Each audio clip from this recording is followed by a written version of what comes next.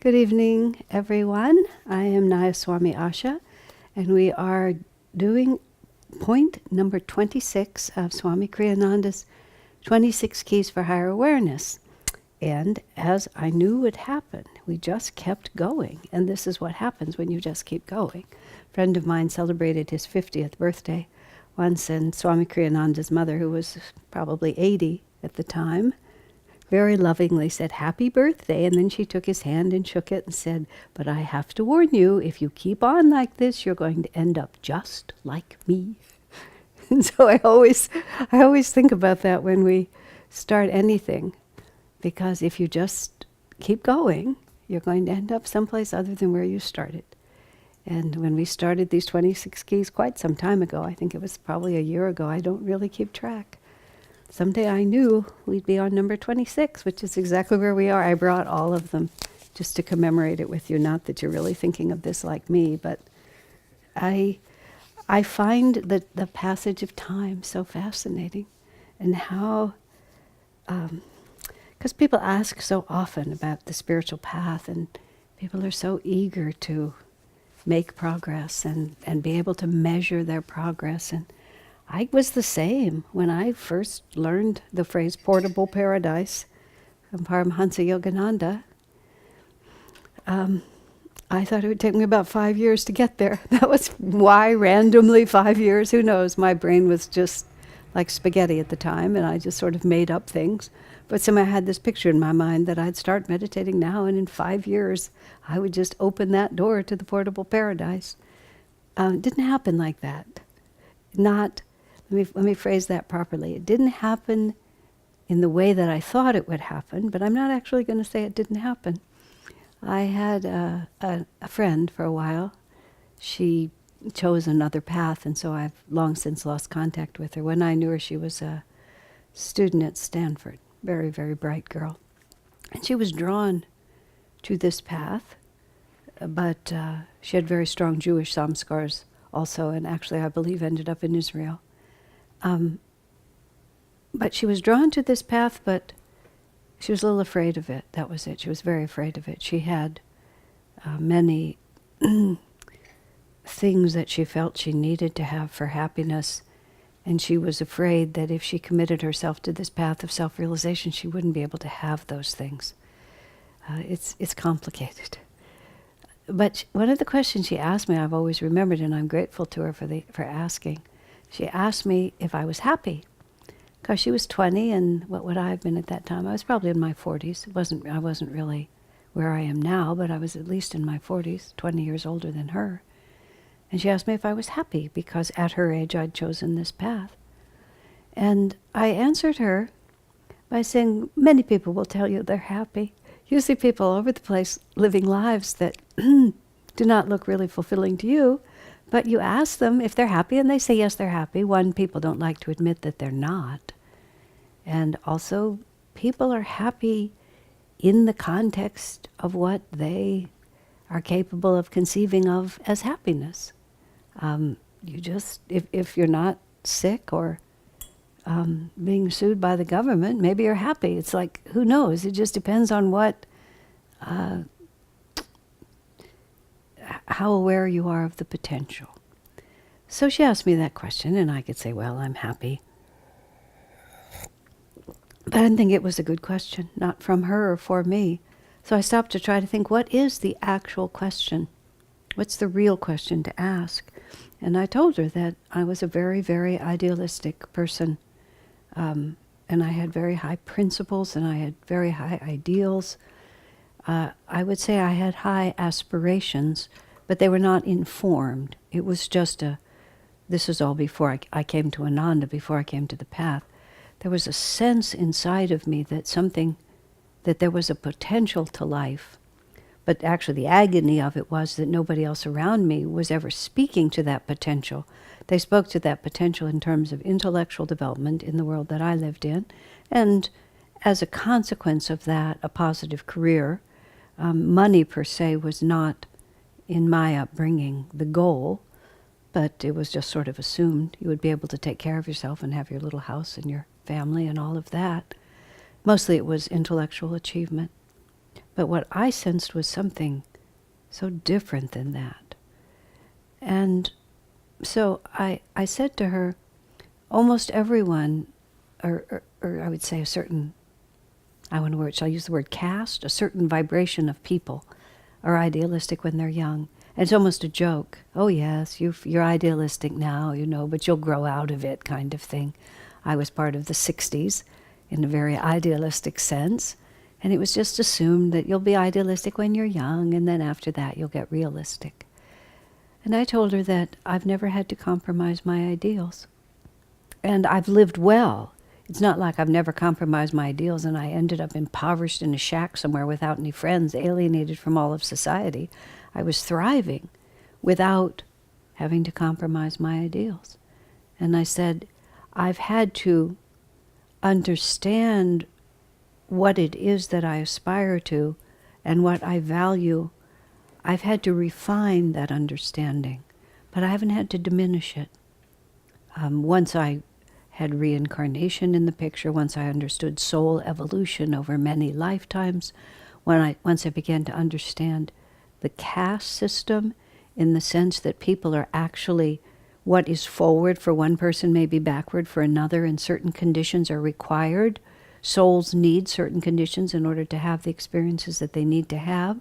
So my idealism became more sophisticated. It wasn't to make Eden on earth and have everybody live according to my values and be happy according to my standards of happiness. It was the potential for God realization and the necessity to support people as they go through that process. That was the ideal I was searching for and embraced. But I said, how many people can you speak to who actually say that? Who can actually say, I've never had to compromise my ideals? It's interesting I mention her, and I'm thinking of her in this moment because she was Jewish and, as I understand, ended up in Jerusalem.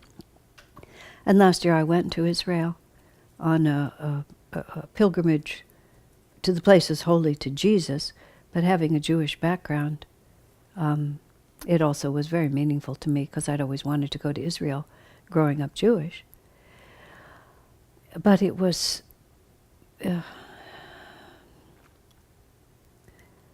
I can only, even though I felt very inspired on the trip, it was also an intensely painful experience, the whole experience, because it was just, it was so impossible. The whole situation was so impossible.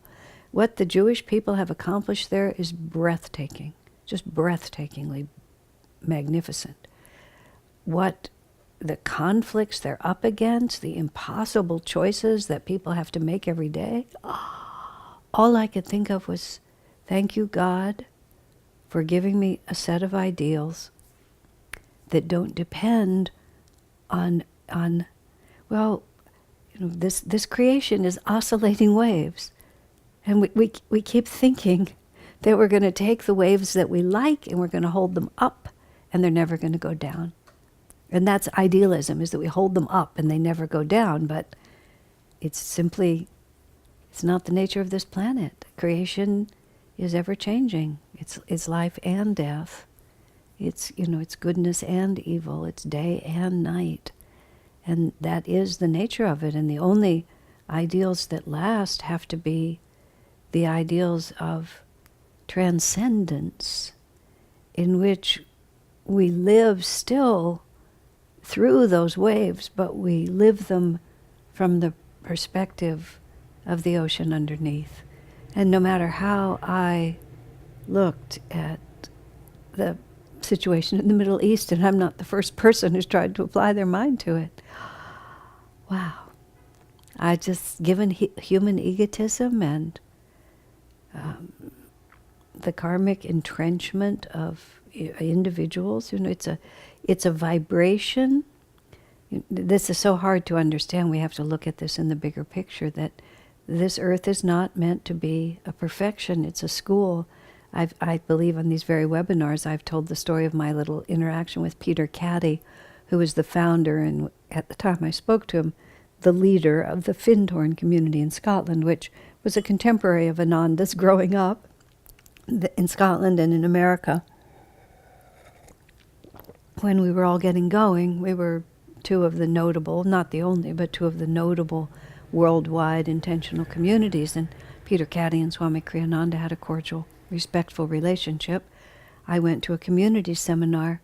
It was being held in Oregon. Representing Ananda, I had a great deal to share about Ananda. It was 10 years or 12 years into, no, it was even more. It was like in the 80s, so it was like 15 years into Ananda's development. And Peter Caddy was there, and there were a whole bunch of other people, most of them representing communities that they hoped to start. I believe Peter and I were two of the main people there who actually had a community. Most people were just hoping, or they had 3 people together in a house. Everybody was fascinated by Fintorn. They just wanted everything he had, and nobody wanted to talk to me. Nobody wanted to see my slides. Nobody wanted to talk to me. And, I'm not a obnoxious person. I was already fairly adept at communicating. I could be funny. I was pretty nice. And nobody wanted to talk to me. Finally, I said to Peter, what is this? And Peter very wisely said really simply, he said, at Fintorn, he said, we promised them heaven on earth. He said, you people at Ananda keep telling people they have to leave earth to find heaven. He said, Asha, no one is interested. I said, yes, sir. That about sums it up, and that is my message.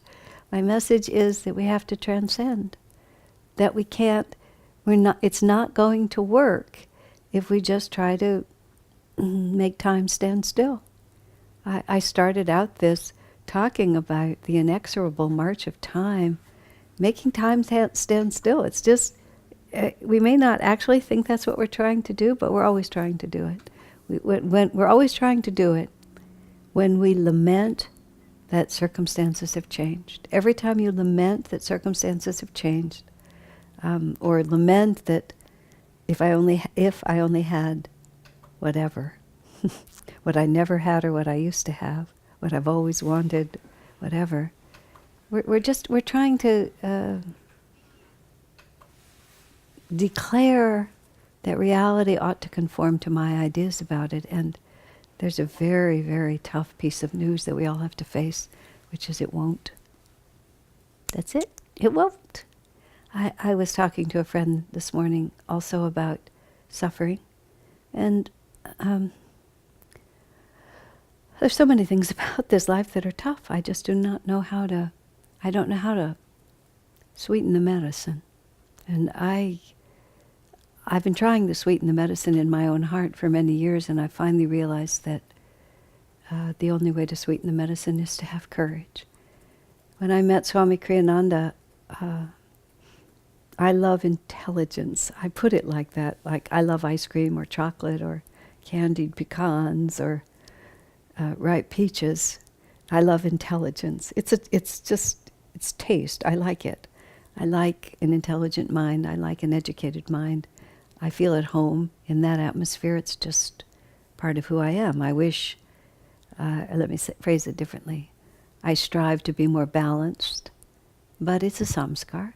And Swami Kriyananda has had a very intelligent mind, and I just enjoyed it, immensely enjoyed it. I would have followed him if he'd been silent and never spoke, because the connection was not based on that, but I liked it. But I also began to just wonder, where does that brilliance come from? Because it wasn't book learning. He's actually a college dropout, not that that necessarily determines education, because he was highly educated. But it wasn't formal learning that he had. It was insight. He had wisdom. I dropped out of college because I didn't want knowledge. I wanted wisdom. And he had wisdom. But he had more than wisdom. He just had something else. And I finally figured out that he had a fearless heart. Master puts it that reason always follows feeling. And if your heart is fearful, to the extent that your heart is fearful, to the extent your awareness literally just goes, your awareness can only be as large as the courage of your heart. Because if you're too afraid, you just can't see it. You just literally can't see it. Because your vibration is set by the courage of your heart. And because Swamiji's heart was still, he had no vrittis. He didn't have this oscillating necessity to hold certain things as they had to be for him to feel happy or safe or whatever. It simply wasn't there. He was a true Brahmin. True Brahmin in the sense of whatever God wants is what I want. And as a result, there were no barriers to his capacity to perceive reality, which came across as brilliance, a brilliant mind. He could just see reality, just like that. And I appreciated and have made a sadhana of it with varying or lesser degrees of success, trying to be brilliant like he is, which has really nothing to do with the mind. Has everything to do with the heart. Brilliant mind is a side effect of a pure heart, which is why great saints like Ananda Ma and Paramahansa Ramakrishna, they were illiterate, literally. Ananda Ma couldn't sign her name. I mean, think about that. She made an X. And Ramakrishna couldn't read. I mean, in our culture, that's just like, can't even imagine it. But they knew more about the scriptures than the pundits did, because they were fearless, both of them, fearless in their hearts, and therefore they could perceive reality without any barriers. Just as simple as that. And that's what it is that we're working toward. 26 keys to higher awareness. How high can awareness go? Meaning how expansive can awareness expand? When Yogananda was asked if there was any end to evolution, he said, no, you keep on evolving until you attain endlessness. Isn't that beautiful? That there's no barrier. We can be infinite. We can be a little wiser today than yesterday. How many more days can we keep getting a little wiser? And once the body dies and the consciousness goes on, what's ever to stop us? We just keep moving. But I was saying, I was speaking to a friend about the problem of suffering. Sometimes I feel, I don't know if actually what the word is, remedial. I think remedial's the word I'm looking for. Everyone's, well, I'll speak for myself, but observing my own spiritual path, it's so non-linear.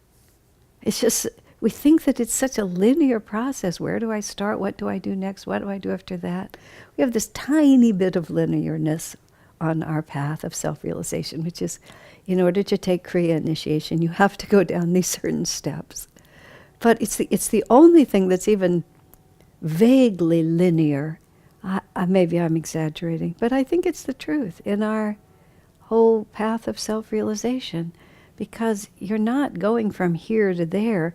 You're standing at the center and you're expanding from that center until you reach infinity. And there's nothing linear about this, because you're expanding in all directions at the same time. Or another way to think about it is from our consciousness being at the medulla, and we're moving our consciousness from the medulla, which is ego identity, to identification with the spirit. So we're flowing out, just flowing out like this until we literally become infinite.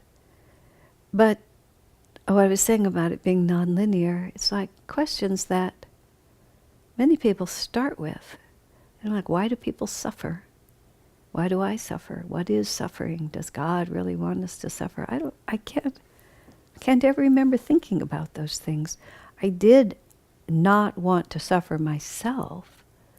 And I did have great compassion. I say did only because I'm trying to think of how I was before I found the path. I did have compassion. But it was a little abstract, I think is the only way I could say it. I held my heart in check. But I wanted to help people. I don't really know what I wanted to help them with exactly. But I sensed that I was not alone in my confusion. And maybe if I got some answers, other people could get answers. I wasn't like the Buddha, abandoning everything and demanding that enlightenment come. But, everyone's cut of the same cloth. I was way at the And I had a tiny thread of that way back there. But gradually I've just really come to see it so simply. People suffer because as long as we think we can hold that wave in place, we're not going to think deeper. And so that wave has to crash on the shore and crash on the shore and crash on the shore. A lot of times in our Festival of Light, we talk about how the little bird, who's the allegory for the soul and the soul's long journey, many of you know it, and if you don't, you can write to any of the Anandas and somebody will share the Festival of Light with you. It's the ritual we do every Sunday. And the little bird gets confused about what his purpose is. He's been commissioned by God, as it's described, to be expansive in his consciousness, to attain wisdom, and to share that with all. But the bird decides that it's more fun to take for himself. So he thinks, the more I have for me, the bigger and better and stronger and more effective I'll be. Sounds like a lot of our politicians and leaders, doesn't it, right now? Grabbing for themselves without regard for a greater reality. So that's where they are. They're just like that little bird. It's called the revolt. You're revolting against your divine mission by just living for your ego. And it says in the Festival of Light every week, and that the bird declared this. He simply declared what reality is, and that's that. He declared reality, and he tried to make his life work according to his declared reality. And it says in the festival, and he held to that point of view, even though repeatedly he lost everything he had. Isn't that us? Even though repeatedly we lost everything we had. If nothing else, we lose it to death, don't we? We get it all just set up, and then bingo, it's gone. There was a forest fire at Ananda in 1976, a long time ago now. But such moments are vivid in memory, even after all these years, and the lesson was eternal. If God wants to take it away from you, he will find a way. When that fire was raging, we were ready, because we lived in the woods. We had little tools, we had little fire jackets, and we got all ready, and we went up to where the fire was coming, and we scratched a little fire thing there. We were so prepared. It had been 7 years of drought, and the fire was burning uphill with the wind behind it, and it came to the edge of our little fire break. And I don't really think that fire chuckles, but I think the god Agni chuckled, and I think Lord Shiva chuckled, and they kind of patted us on the head, you poor little saps, and then the fire just jumped right over our fire break. And so we're standing now in our little fire break in our little blue cotton jackets. We had these jackets that were very oriental looking. This was during the Vietnam War. I mean, we looked like pictures of the Vietnam War because we were wearing these little oriental jackets and we were running around in all this smoke. It really looked like a war zone.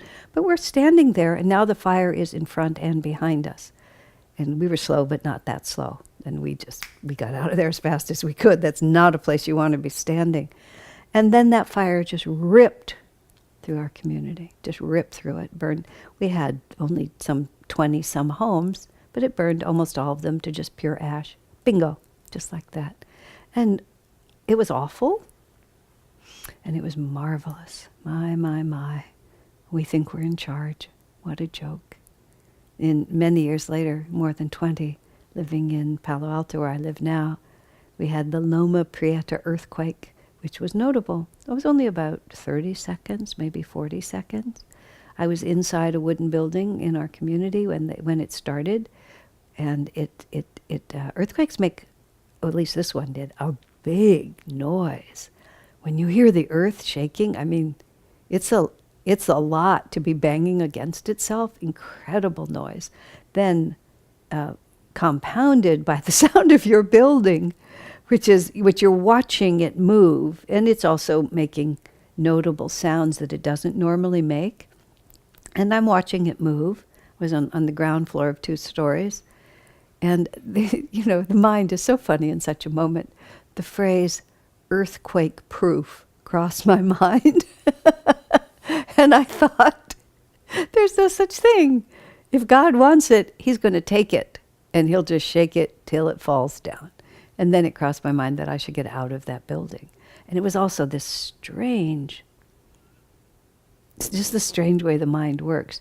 The building was shaking, so the point was to get out of the building. And subconsciously I thought the problem was that the building was shaking.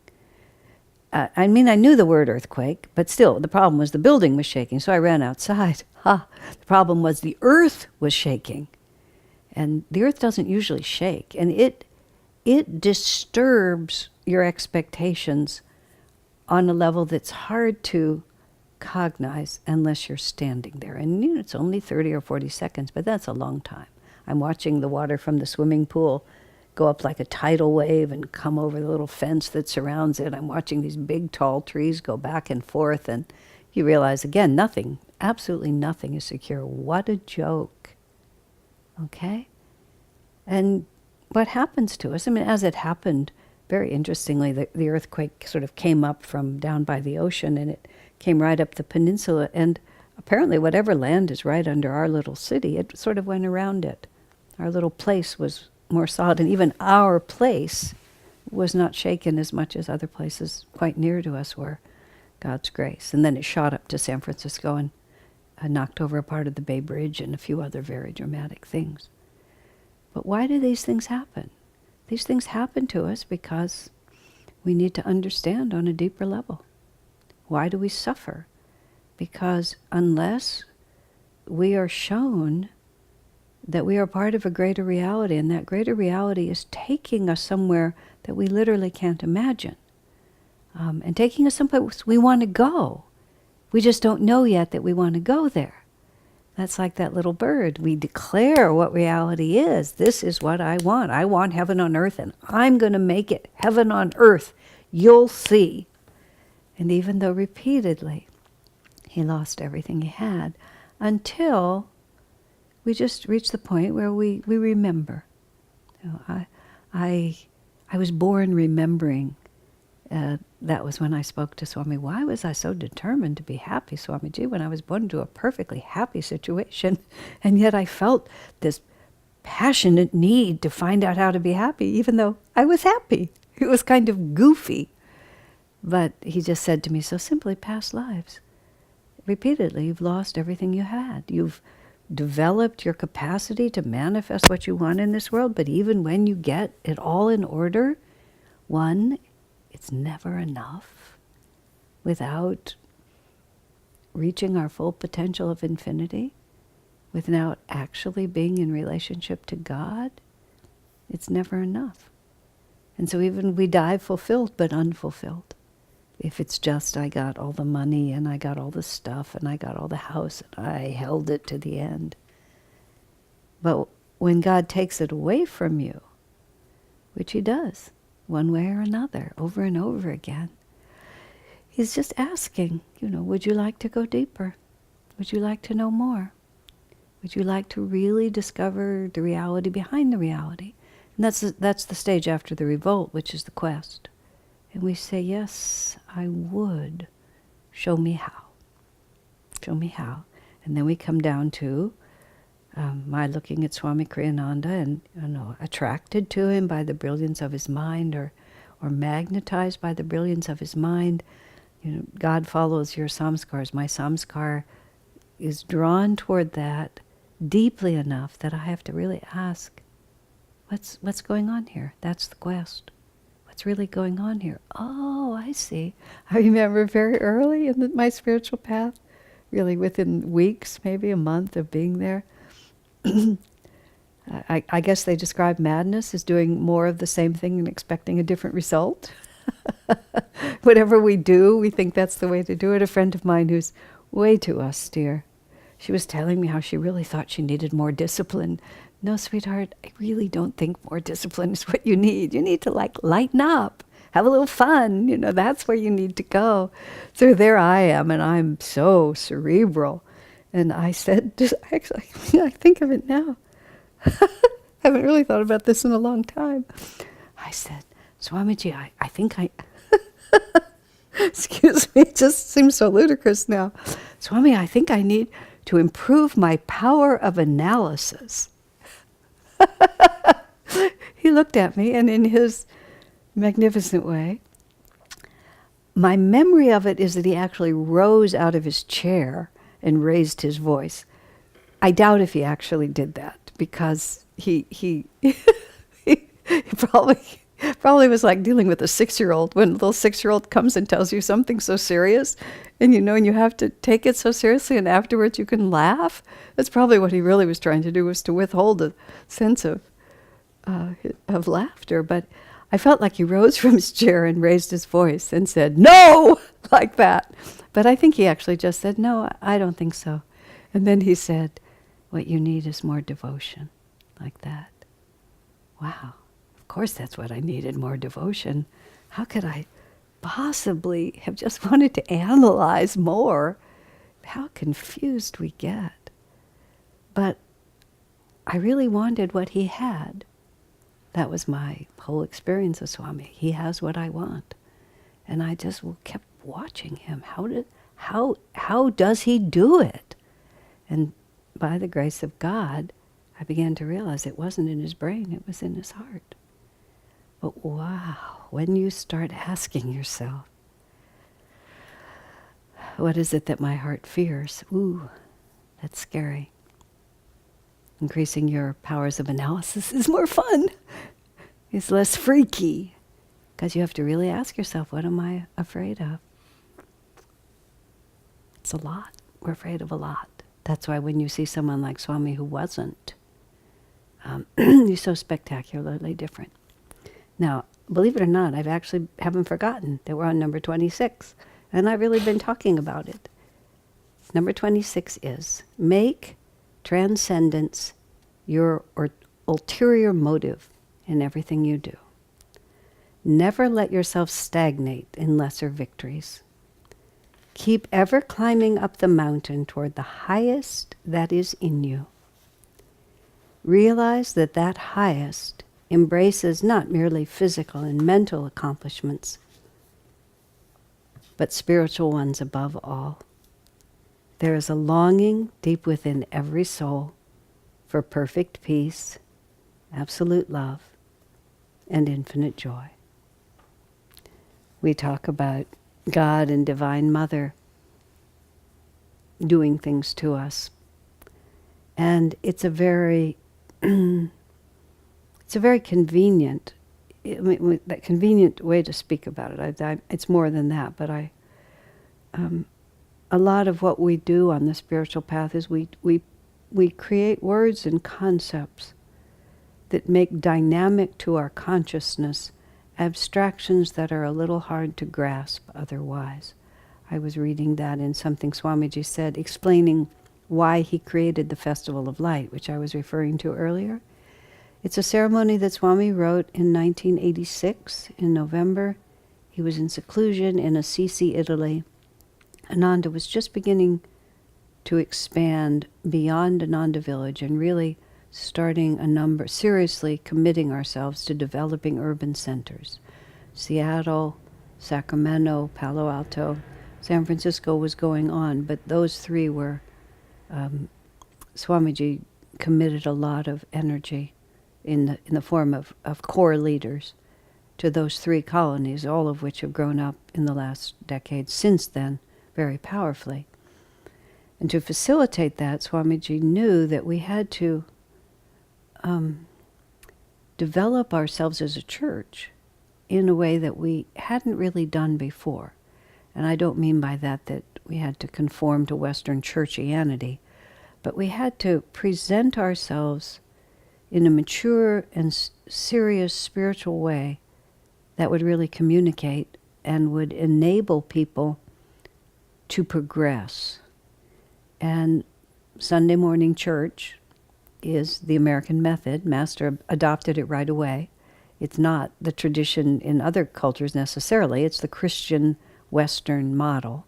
And even those who aberrate a little bit from Christianity, like the Jews or the Seventh-day Adventists, they still have this Sabbath day. The Sabbath day is celebrated in a spiritual way, is a Western spiritual tradition, and Master just walked into it and started doing the same. He had his temples of self-realization, and he had his Sunday morning worship service. But for the first 10 or so years of Ananda, we had that service, but it was casual, and there was no ritual.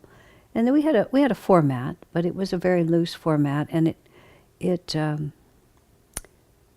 there was no repeating concept to it. We had a sermon, we had some kind of a reading, we had some chanting, we had some meditation, and it was clearly Ananda, but it lacked gravitas, and it lacked an embraceable form.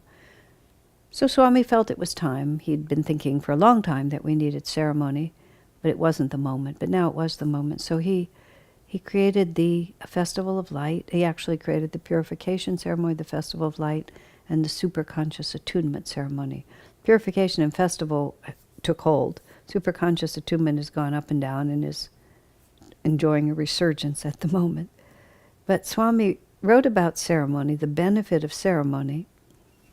He said is that in a way that involves you and that engages you on deeper than conscious levels. He said when profound truths are offered, he said if you just read, as he put it, a statement of beliefs, it won't, even if it's very clearly articulated, it won't necessarily involve you on enough levels of yourself for you to really take it in. He said, but if the images are vivid, if the language is rhythmic and poetic, and if you're involved in the presentation of it, he said it goes deeper and deeper and deeper into the subconscious. This is the power and principle of ritual, always. And all religious traditions have some kind of ritual, or almost all religious traditions have ritual, because, and that's where that Swami used that phrase, it makes dynamic to your awareness that which would otherwise be a little hard for you to grasp. He used the image in that sense of the concept of beauty. He said is an abstraction. But if you see beauty personified in a rose, or hear beauty personified in a melody, all of a sudden you have an experience. You are involved in the abstraction, and it becomes more dynamic to your consciousness what beauty actually is. And so when we have a repeating ritual in the point of the Festival of Light and the purification ceremony, as Swami also said, is not to celebrate a particular event in history. And I was thinking about many of the festivals in India, not all of them, but you're celebrating when the goddess Durga defeated the enemy, or when Ravana was killed and Rama took Sita back, or whatever it is. There's a historical event, semi-historical event, that we continually celebrate.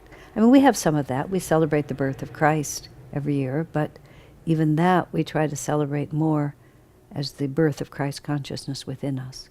But Swami said the Festival of Light is the event, he said, is the divine manifesting as creation and the soul's long journey back to its home in the divine. And that's the event that we're celebrating, which is, it doesn't exist in time as we know it. It's the underlying reality of time itself. And so this makes it dynamic to our consciousness that we engage. And in the Festival of Light, just week after week, we repeat, and these concepts go deeper and deeper, just to finish the thought about the festival, because I don't always, I'm not always the one who's presenting it. Sometimes I'm in the congregation, but I'm often the one who's presenting it when I'm present. And I've read that, the majority of Sundays since 1987, January of 87. That's a lot of times. I don't know what that is, and I've also read it on other occasions other than just Sundays. I read those words, and just every single time I read it, something new occurs to me that's inherent in what's being articulated, just some other dimension where I see another level of reality that we're working with. So what I was saying earlier about, we talk about Divine Mother, and we talk about Father, we talk about Ishtadeva, we talk about Guru, all the different forms, even the gods and goddesses, all of that, because we're trying to make dynamic to our awareness something that would otherwise be abstract. And when we can make it dynamic to our awareness, that is the what you might call the strap or the ladder that allows us to begin to rise out of our habitual narrowness and emerge into that greater reality. And then we may realize that that image was merely the means for us to transcend, but we wouldn't have been able to transcend directly without that ladder coming up. So I'm very comfortable with God, Guru, the grace of God, Divine Mother's presence. And I was speaking of a friend recently who's facing an extremely difficult karma, and the karma came on very suddenly. And I spent some time with that person and their family. And on any human level, you would think of it as, well, you might think of it as bad karma or as a curse or, bad luck or something. But I've seen transformation, powerful transformation, on a level that was there to happen, but I can't imagine it happening by any other method. So how confused it gets as to what is good and what is bad, and how confused the heart is in terms of what it fears and what it craves. Because it fears challenge, it fears losing what it's gripping. But what is it gripping, and why is it gripping it? So what I was working with there is, so we personify this abstraction, and we call it Divine Mother, we call it Guru's grace, or I've sometimes written to friends that, this friend of mine, he had some kind of an accident and he punctured his lung and his lung collapsed. And I wrote to him and said, I admire your creativity in trying to go into the breathless state, but I think there's better ways to do it than this. And I've also written to friends and said it about myself that God seems to be taking an unwelcome interest in my spiritual liberation. And by that I mean, I'm joking, but part of me goes into the revolt. Why can't things just stay the way I wanted them? And in my own life, when things have not stayed the way I thought I wanted them, I've had to confront the difference between being pleased and being happy. And before God expands my awareness, as He has done many times, I thought I was happy, but I wasn't happy, I was just pleased. And so then immediately when you're not pleased, your happiness evaporates. So the thought I want to say here, which is a very important one, is that we personify that as Divine Mother taking an interest, unwelcome or otherwise, always welcome. That unwelcome is a joke. Divine Mother taking an interest in my spiritual welfare. She's been more aggressive with it than I have the nerve to be. But it's really our own self that is simply discontent. Because we know, as Swami writes here, there is a longing deep within every soul for perfect peace, absolute love, and infinite joy. And just like we're hungry, physical hunger is such an interesting thing. I often postpone my breakfast until later in the morning. Sometimes I go and exercise, which is swimming. I get on my bicycle, I go to the Y. I get up, I energize, I meditate, I do all the things I need to do. I go swimming, I come back. By the time I'm riding my bike back from swimming, I'm hungry. And I think about that hunger and I begin to think, what will I have for breakfast? I could have this, I could have that. By the time I come in, I usually have it all planned out. When I give programs and classes in the evenings, which I've done for a lot of years, I have what I call a Spanish dinner hour. I have dinner at 10 o'clock at night. It's just my regular dinner time. By the time my class is all done and I'm heading home, it's like my little reward. What am I going to have for dinner like this? And it's a harmless pastime. I have to eat. But there's a hunger that just rejoices in contemplating having that hunger satisfied. And much more than we know. In Autobiography of a Yogi it says, let's see, how does they phrase it exactly? Wisdom too, I think is how they put it. I wish I could say it exactly. Wisdom is a natural hunger. And you can call it love, you can call it peace, you can call it wisdom, you can call it truth. There's many different ways. We all have different bhavs. We have different samskars. We have different temperaments. Swami was saying in something he was reading in the context of ceremonies also, he said people of willpower like challenges. So they like, sadhanas that are defined and techniques that they do, and they like to have challenges that they have to meet these particular things. And devotional temperaments, they're not thrilled by challenges. They just want to love and dance and sing and make beautiful altars and rejoice about God's beautiful presence in this world. We're all very different. So that hunger manifests in different ways. I plan my supper and it's a different supper than someone else. I have my own little favorite things that I always, in my little tiny world that I like to eat like this. And so the heart itself, it has a natural hunger. And even if we're not as conscious of it as I am at 10:30 in the morning when it's my breakfast hour, or 10:30 at night when it's my dinner hour, nonetheless I'm compelled.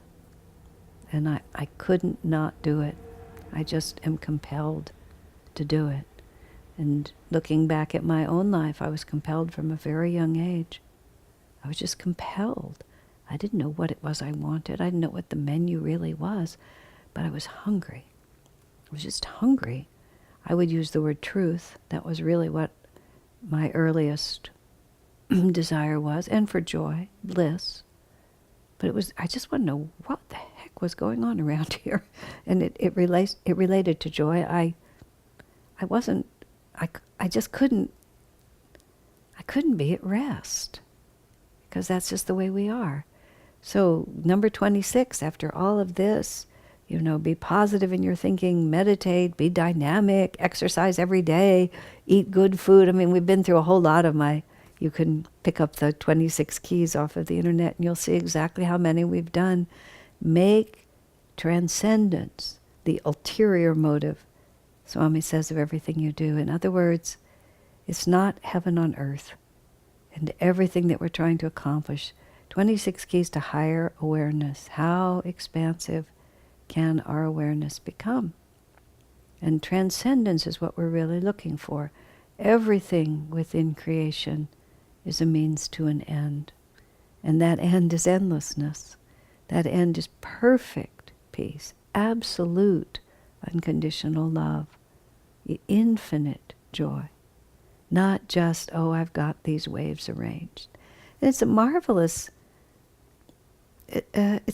spiritual path, this path of self-realization, because along the way we strive for excellence. Because as we strive for excellence, what we discover is we discover who and what we really are. Because it's the parts of ourselves that are out of tune with the greater reality that are the obstacles to ideal accomplishment. In the Swami's Gita commentary, he talks about it in terms of the yugas, the gunas. Sattvic energy, rajasic, restless energy, tamasic, darkening energy, and it's all explained in there in beautiful detail. And inasmuch as the Gita is our next series of webinars, eventually we'll get to it. But it also is described how our personal evolution is learning to recognize, refine, and ultimately transcend these conflicting forces within us. And excellence in what we do, success in what we do, that's the battlefield. Because what blocks our excellence and what blocks our success is always some inability to intuit and respond and then channel divine grace and divine power. Because when we begin to attune on that level, then we transcend all of the ups and down waves. And we're not transcending it to become cold and indifferent. We're transcending it so that we can simply see and experience a greater reality. What keeps us from doing it? The fear of the heart. That we just cannot see the possibilities because our prejudices keep us from seeing them. Because this hunger for perfect happiness sometimes requires that we let go of the lesser. And if the lesser is all we know, we're wanting to hold it, and sometimes it's forcibly ripped from our hands. Master said, and it's fascinating to me that even an avatar would say this. He said, I have argued with Divine Mother about why she must teach her children through suffering. You know, the Master's heart is very tender. So even if one understands why, it doesn't mean that the experience is different. It gives meaning to the experience, but it doesn't necessarily change the experience. That's a very subtle thing. It's taken me a long time to understand that. I learned it from watching Swami Kriyananda, but not at the time. At the time, I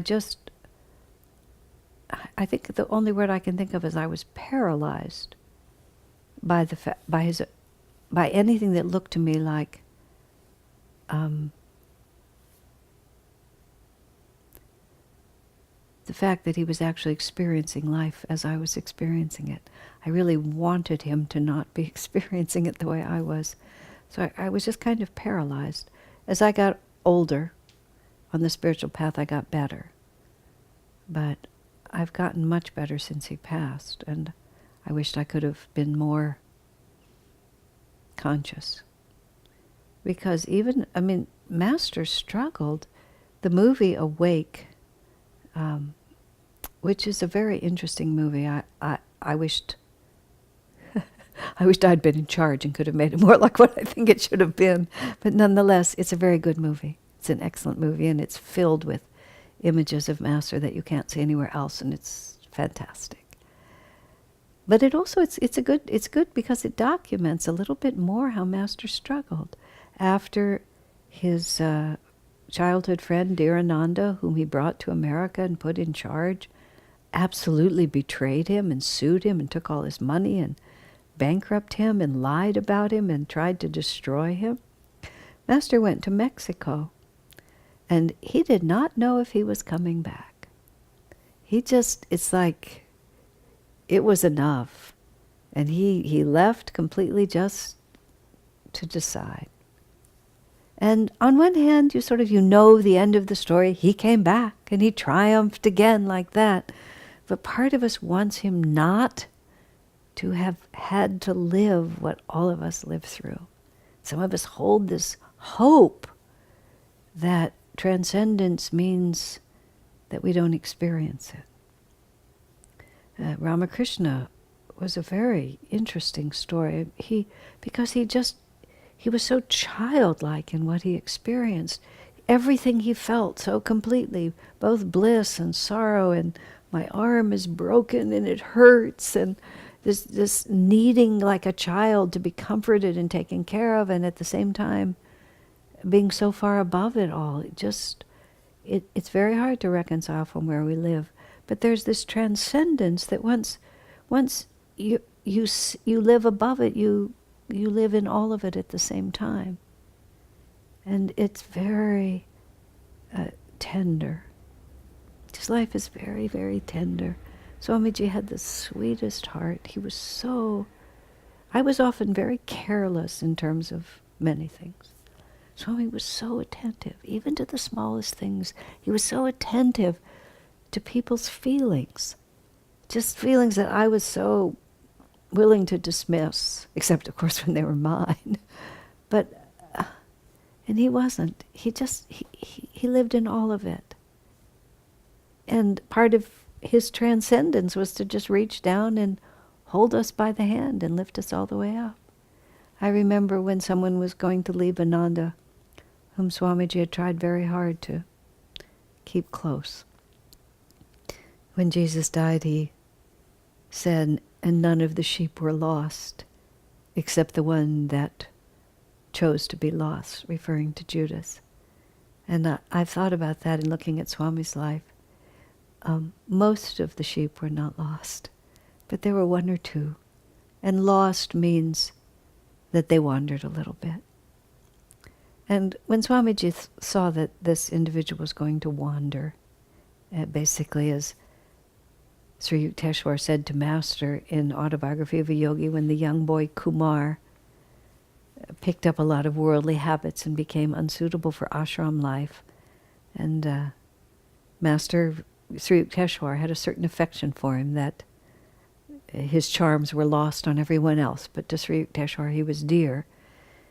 And Sri Yukteswar said, with tears in his eyes, I tried to save him, but the world must be his guru for another cycle. And so Swami watched this soul that he was trying to spare that suffering go off to experience it. And Swami said quite simply, and he doesn't exaggerate, he said, I wept all night. There it is. So it's not that the heart doesn't feel. In fact, it's quite different than that. It's the heart is unafraid to feel. Because simultaneously one has this transcendent view. And even whatever the experience of this life is, the ulterior motive is to transcend it. Swamiji said to me once, because my method was to hold myself back, just to, I'll manage the potential pain by refusing to engage, to be uncommitted, and to be very protective. And Swami said, you don't get out of karma by doing it badly. I've thought about that a lot. I won't suffer because I won't really give my heart when I love someone. I'll be nice. I'll say I love you, but I won't really give my heart. I'll keep it back just a little, because otherwise what might happen? That was my method, but thank you, God, I've learned a lot. But because you don't get out of it by doing it badly. If you're protective, that's just something you're going to have to learn. You just have to give yourself completely, because you're totally unafraid. Now, it's not that you trust life or people, but you trust that if I give myself to God, God will give himself to me. And the way God has come to us is through everything. Give yourself completely. And how is it in that song, Go On Alone? Give life your heart. Bless everything that's grown.